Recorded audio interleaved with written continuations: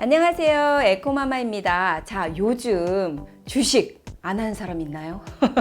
은행 가면 80대 분들 진짜 엄청 많이 줄을 서 있다고 하세요. 그리고 어떤 초등학생이 주식을 해서 1,500만 원 벌어서 강의가 들어왔다고 해요.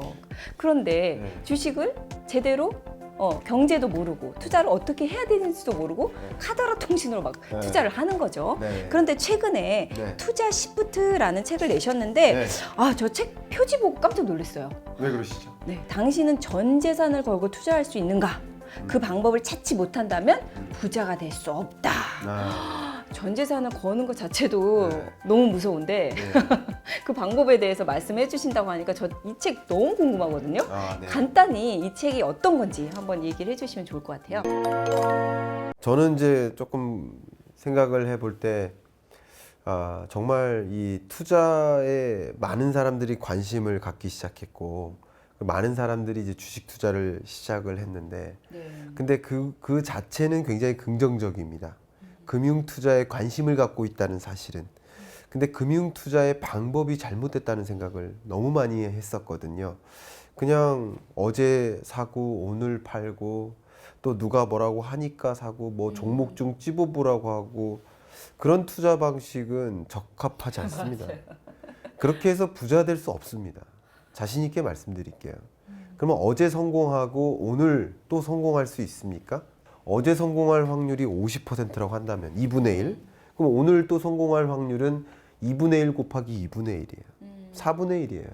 그리고 또 내일 연속으로 또 성공할 확률은 8분의 1이에요. 4분의 1 곱하기 또 2분의 1을 해야 돼요.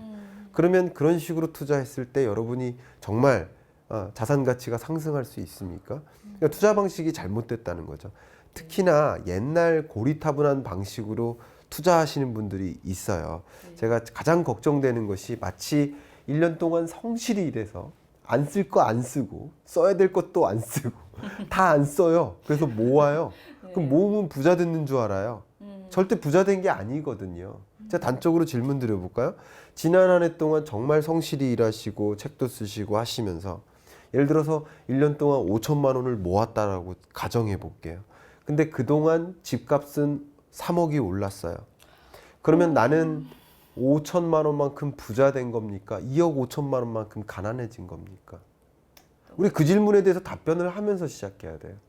투자 방식이 너무나 잘못됐다는 것을 생각했고 돈을 저축하고 모으면 부자가 된 거라고 생각하는데 돈을 저축하고 모으는 과정에서 나는 더 가난해지고 있다는 사실인 거죠. 그리고 주식 투자를 한다든가 부동산 투자를 하는 그 방식도 그냥 뭐 경제에 담 쌓아놓고 경제 보지 않고 그냥 누가 뭐라고 하고 뭐 유튜브에서 누가 뭐라고 하니까 종목 집어달라고까지 하면서 투자하는데 굉장히 잘못된 방식입니다. 단기 투자, 하루아침에 일확천금 벌어보고자 하고 그런 투자 방식은 장기적으로 좋은 의사결정이 아니고 우리는 장기적으로 잃지 않는 투자를 해야 된다.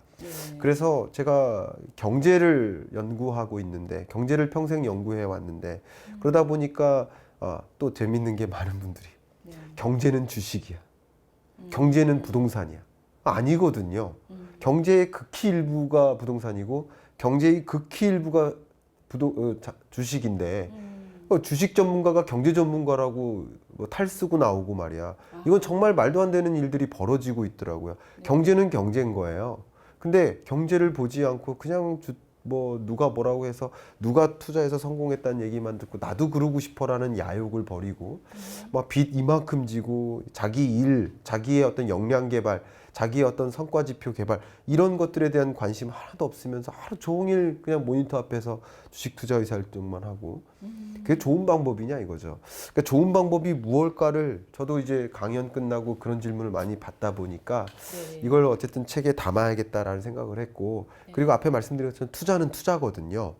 그리고 경제는 경제예요. 그래서 금융투자 전문가랑 같이 쓴 거죠. 너무나 잘 알고 있으시다시피 우리나라의 인공지능 투자 솔루션. 그러니까 예를 들면 여러분 조금 디지털에 익숙하지 않으셔서 제가 추가적으로 설명을 드려야 되는데 제가 그 기업을 홍보하려 하지 않습니다. 그래서 기업명을 얘기 안 할게요. 존니 대표님이 메리츠 자산운용에 계시다는 거 아시죠? 전 다녀오기도 했습니다. 직원 수가 70명이 안 돼요. 제가 직접 여쭤봤어요. 근데 제가 지금 말씀드리는 같이 이 책을 공저한 이 회사는 로보어드바이저, 소위 업계 1위죠, 우리나라. 그래서 인공지능 투자 솔루션 기업인데 70명이 넘어요. 그러니까 이 김영빈 대표하고 같이 이제 책을 집필한 이유는 저는 경제고 경제 여건을 진단하고 그리고 투자는 어떻게 여건화에 해야 되는지 그 솔루션을 같이 마련해 보자 하는 의기투합의 성과가 투자 시프트입니다. 저는 단 한 번도 투자책을 쓴 적은 없는데 항상 경제 분석하고 경제 전망하는 책만 썼는데 처음 이제 시장으로부터 요구가 하도 많아서 혼자 쓰기보다는 이 투자 전문가랑 같이 집필을 하게 됐습니다. 이런 책은 못 본 것 같아요. 경제 전문가와 투자 전문가가 이렇게 같이 책을 냈다고 하니까 진짜 정말 읽어보고 싶고. 책에 이 편집자 분이 계실 거 아니에요? 네네. 우리 송 과장님 듣고 계시죠? 송 과장님께서 그 말씀을 하셨는데 이런 책을 처음 봤대요. 그러니까요. 이 나름 대형 출판사에서 이 투자 관련 책을 한 해에도 몇 권씩 발간하고 있는데 이 투자책을 이런 종류의 투자책을 처음 봤대요. 네네. 경제를 정말 제대로 진단하고 어떻게 바뀐 경제하에서 정통으로 투자하는지 그 방법을 또 금융 전문가가 얘기를 해주기 때문에 제가 보기에는 뭐 안 보셔도 되는데 안 보셔도 되는데 좋은 책이라고 생각합니다. 네. 나오자마자 베스트셀러 찍을 것 같습니다. 네, 그리고 제가 프롤로그 봤는데 또 놀랐어요. 네. 뭐냐면 성실히 일하면 부자가 될까? 부자가 된 줄 알았는데요. 아니더라고요. 부의 공식이 바뀌었다는 거예요. 그래서 지금 작년에 코로나로 인해서 정말 예측한 사람 있나요? 예측 불가능한 그런 상황이었잖아요. 이렇게 예측 불가능한 시대, 투자자의 자세, 투자자들의 자세는 또 어떤지 또 궁금하거든요. 네. 투자하는 자세. 그러니까 제가 늘 얘기하는 게 소득을 모아오는 것만으로 내가 부자가 됐다. 그건 굉장한 착각이라는 거죠. 돈의 가치가 계속 지속적으로 떨어지고 있어요. 특히 코로나19 충격을 극복하기 위해서 금리를 역사상 가장 낮은 수준으로 떨어뜨려요. 그리고 통화 정책의 일환으로서 양적 완화, 무제한 양적 완화를 우리나라 역사상 처음으로 이행해요. 이 기준금리도 우리나라 역사상 가장 낮은 수준이고요. 무제한 양적 완화도 우리나라 역사상 처음이고요. 또 4차 추경이나 했죠. 4차 추경도 1961년 이후로 처음이에요. 규모로 보면 역사상 가장 높고요. 그리고 2021년 이미 국회 통과한 추경까지 생각하면 5차 추경이에요. 이런 것들이 시중에 돈을 엄청나게 뭐 재난지원금 뿌리듯이 기본소득 논의가 시작되고 이런 것들이 처음 있는 일인데 이 동안 돈의 가치가 순식간에 떨어졌다는 것을 생각해야 되고 왜 집값이 올랐을까? 왜 전셋값이 올랐을까? 그거 제가 2020년 경제전망에 써놨잖아요. 금리가 이렇게 낮아지면 돈의 가치가 떨어지니까 자연스럽게 물건의 가치가 오르는 거예요. 자산 가치가 당연히 오르는 거예요.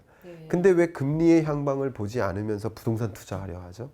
부동산 전문가라고 하시는 분들이 부동산 시장이 이렇다라고 얘기하면서 금리에 대한 얘기를 왜 안 하죠?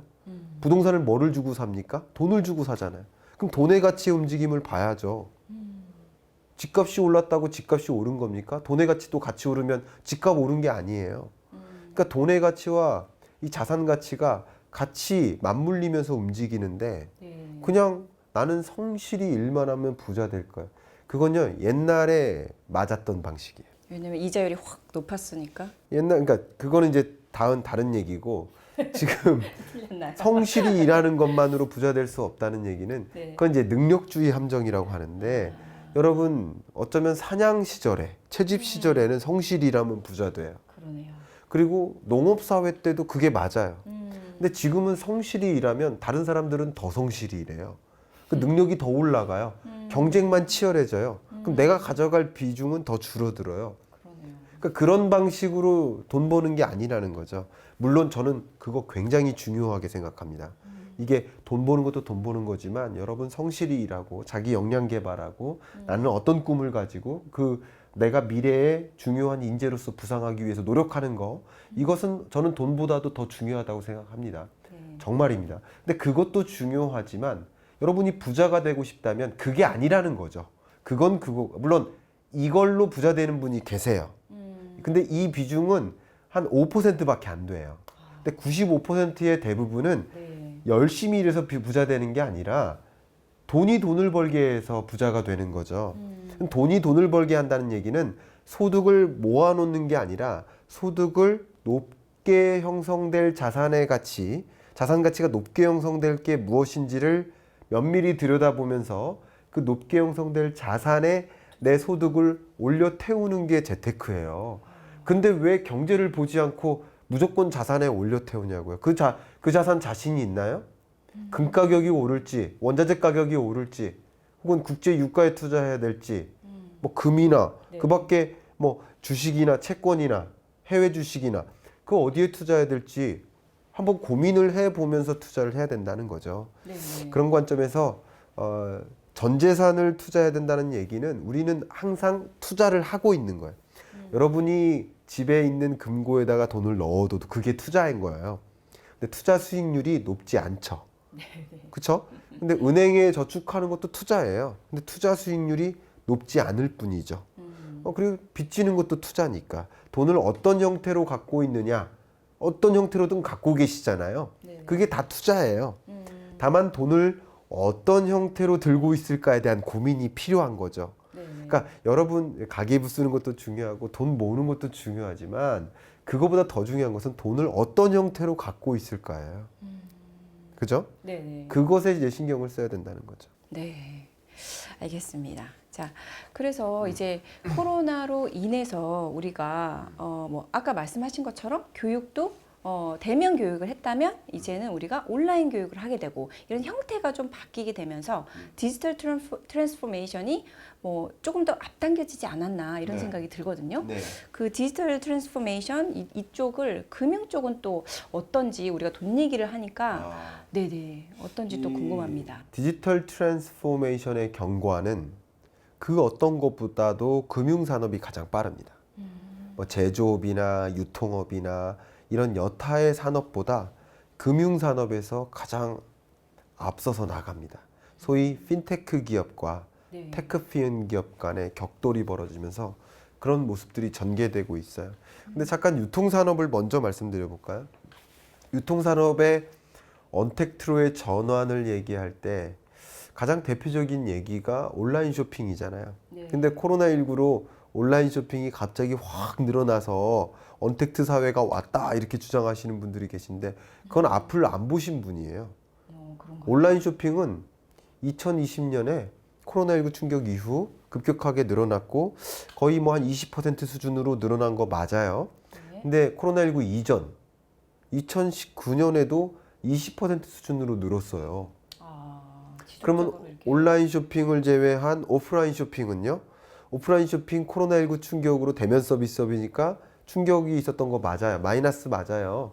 근데 2019년에도 마이너스예요. 그러니까 온라인 쇼핑으로의 전환, 비대면 사회로의 전환은 원래부터 진전되고 있었지 코로나19 때문에 생겨난 게 아니라는 거죠. 네네. 근데 여러분 한번 질문 드려볼까요? 지난 한 달 동안 은행 다녀오신 분 계세요? 은행 다녀오셨어요? 아니요. 은행 다녀오신 우리 카메라 감독님. 네, 은행 안 다녀오셨대요. 여러분 답변해 보세요 스스로. 은행 다녀오신 분. 은행 안 다녀왔어요. 그러나 우리는 은행 서비스의 소비자죠. 그렇죠. 오늘도 했으니까. 다만 은행에 가지 않을 뿐이죠. 네네. 은행에 가지 않을 뿐이지 은행 서비스를 이용하고 있단 말이죠. 그러나 은행 서비스의 형태가 바뀐 거죠. 대면 서비스의 비중이 줄고 인터넷 뱅킹에 대한 의존도가 지속적으로 늘어나면서 지금 약 30다시요. 지금 은행 서비스의 인터넷 뱅킹에 대한 의존도가 65% 가까이 왔습니다. 대면 서비스의 의존도는 7% 정도도 안 돼요. 이렇게 가파른 속도로 전환되고 있는데 이게 코로나19 때문이냐? 아니에요. 원래부터 그렇게 진전되고 있었다고요. 인터넷 뱅킹이 등장하면서부터. 네네. 그러나 코로나19가 이런 디지털 전환을 조금 앞당겨 놨다고는 볼 수 있겠죠. 방향을 틀은 적이 없어요. 네네. 그렇기 때문에 제가 변화의 방향을 읽어라라는 거죠. 제가 늘상 강조하는 표현이 변화에 투자하라 아닙니까? 네네. 어떤 변화가 있고 그 변화 속에서 어떤 산업이 유망하고 그 유망한 산업을 어떤 기업이 이끌어갈지 그걸 관심 가지셔야죠. 그렇죠. 그런 변화를 들여다보면서 그 유망 산업에 투자하는 것이지, 그리고 네. 중장기적인 미래를 가지고 장기적으로 롱텀하게 투자하는 것이지, 어제 투자하고 오늘 빼고 이게 투자가 아니라는 거죠. 이건 투기예요. 네. 이게 스페큘레이션, 투기라는 거예요. 투자가 아니에요. 그러니까 투자를 해야지 왜 투기를 하느냐라는 것을 좀 강하게 얘기를 많이 해드리고 있고요. 네네.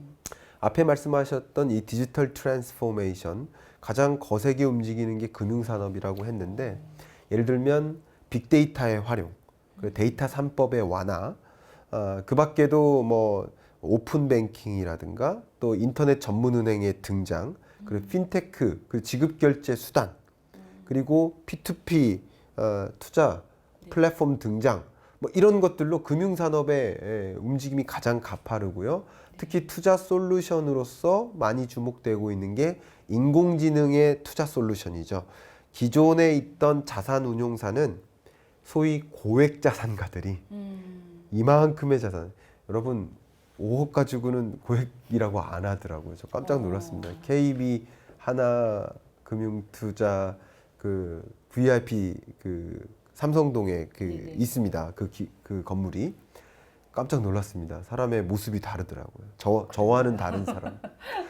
한 10억 있어야 되나요? 하여튼 얼마 이상의 예. 투자 자금을 맡기는 사람이 고액 자산가고, 그 네. 고액 자산가들이 한 명의 전문 펀드 매니저가 붙어서 일임해주는, 그게 이제 펀드 매니징 방식의 자산 운용이었는데, 네네. 얘를 누가 대신해줘요? 인공지능이 대신. 인공지능이 대신해주고 얘가 계속 이 투자 솔루션을 제안해주고 포트폴리오를 구성해줘요. 네네.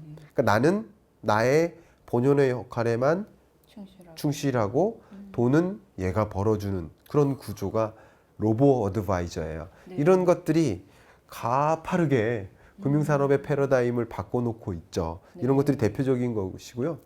그래서 그 로보 어드바이저 기업 대표님하고 같이 책을 집필하게 된 거죠. 로보 어드바이저는 어떤 방식으로 투자를 하는지를 한번 보면 네네. 그런 방식으로 투자 시프트, 투자의 전환, 투자하던 방식을 전환할 수 있도록 추천해 드리는 거 좋은 방법 아니겠는가 네네. 하는 내용이 이 책에 담긴 거죠. 아, 네네. 우리가 이제 처음에 말씀하신 대로 방향을 제대로 알아야 되고, 방향을 알려면 또 경제 공부를 또 제대로 해야 됩니다.